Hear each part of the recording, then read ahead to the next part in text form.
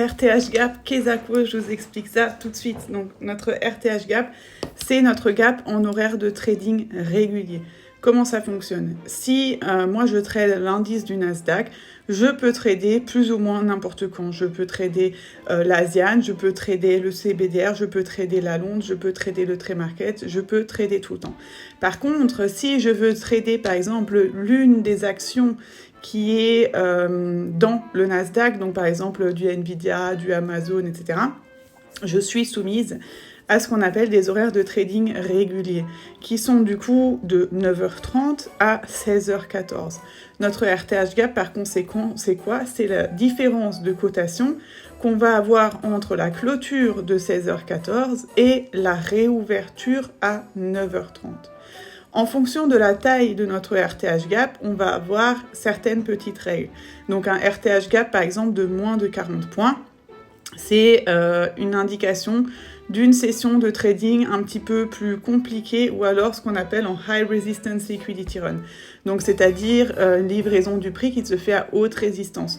Donc le marché va faire beaucoup d'allers-retours et il va passer beaucoup de temps dans nos inefficacités. Un RTH gap entre 70 et 120 points, ça pour nous c'est l'idéal parce que dans ce cas-là, notre dol de session, en règle générale, ça va être les 50% de notre RTH gap et on pourra du coup trader en direction de ces 50% RTH gap ou alors même une clôture intégrale de gap.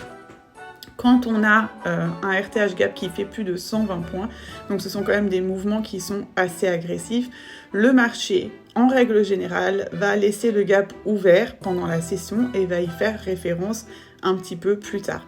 Donc maintenant, je vais vous montrer ça sur un graphique. Donc nous voici, nous voilà. Donc ici, on est en ETH, donc Electronic Trading Hours. Donc ici, on passe tout simplement en RTH. Et donc quand on est en RTH, vous allez pouvoir observer ce genre de trou de cotation. Ça, c'est notre RTH gap.